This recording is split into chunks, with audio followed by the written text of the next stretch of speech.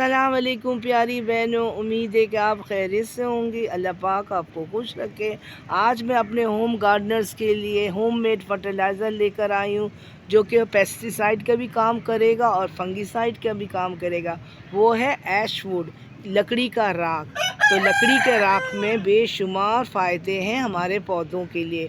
इसमें फास्फोरस बहुत थोड़ा सा होता है, मैग्नीशियम, पोटेशियम और कैल्शियम ज़्यादा मिक़दार में होते हैं। इसके अंदर नाइट्रोजन नहीं होते हैं और इसके इस्तेमाल से हमारे पौधे बहुत अच्छी तरह से ग्रो होते हैं। इसको इस्तेमाल करने का तरीका ये है कि जब अगर आप पॉटिंग मिक्स तैयार करती हैं तो इसमें आप 2 से 3 चम्मच डाल के अच्छी तरह से मिट्टी को मिक्स करके उसमें अच्छी तरह मिलाएं और फिर पॉट तैयार करें, अपने पौधा लगाएं।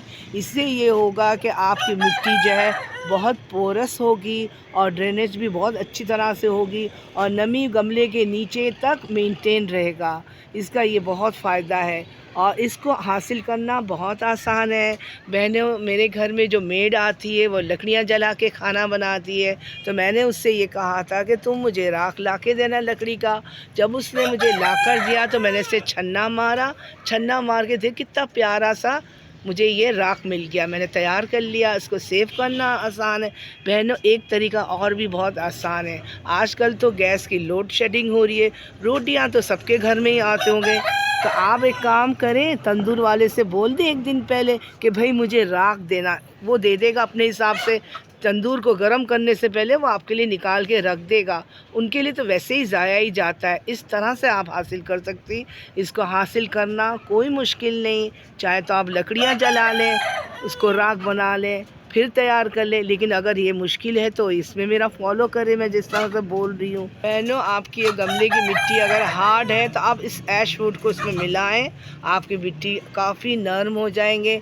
इसमें मौजूद कैल्शियम आपके पौधों की जड़ों को बहुत मजबूत और स्ट्रॉन्ग बनाएंगे और ऊपर से आपका पौधा बहुत ज़बरदस्त और लश ग्रीन होगा और फ्रूटिंग और फ्लावरिंग ज़बरदस्त तरीके से होगा। इस प्यारी बहनों, इस राख का इस्तेमाल ज़्यादा इस्तेमाल से आपके पौधों को नुकसान भी हो सकता है। इसका भी आपको बहुत ख्याल करना है। 12 इंच के गमले में 2 से 3 चम्मच शामिल करते हैं।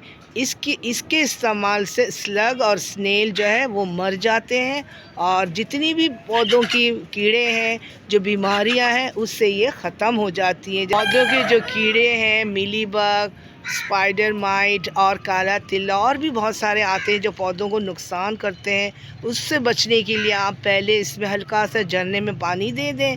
पानी देने के बाद इस राख को इस तरह से स्प्रिंकल कर दीजिए। इस तरह करके इस तरह से स्प्रिंकल कीजिएगा इस तरह, तो ये जम जाएंगे पत्तों के ऊपर। इस तरह से ये कीड़े जो आते हैं, जो बीमारियां फैलाती हैं, जो पौधों को नुकसान करती हैं, वो दूर हट जाएंगे। पौधा आपके हर लिहाज से हेल्दी और ख़ूबसूरत रहेगा।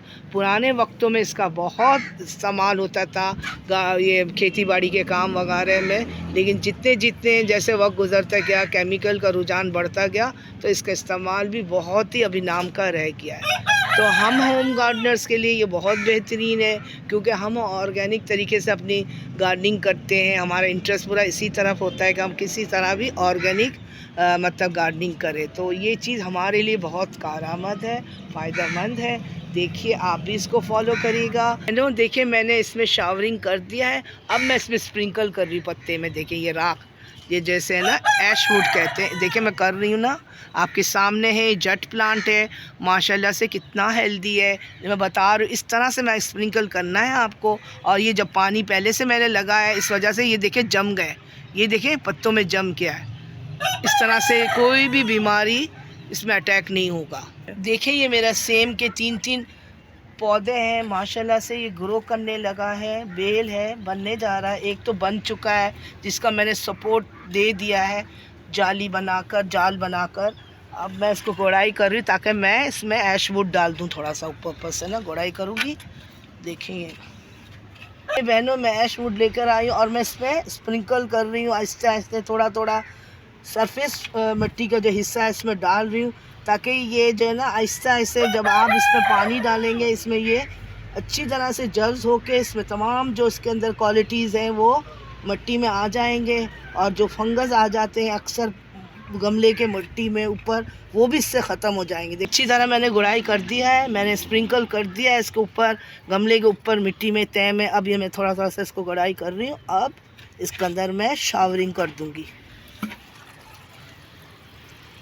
वीडियो अगर अच्छी लगे और पसंद आए तो ज़रूर हौसला बढ़ाइएगा, लाइक करिएगा, शेयर करिएगा, सब्सक्राइब करिएगा। अल्लाह हाफिज़।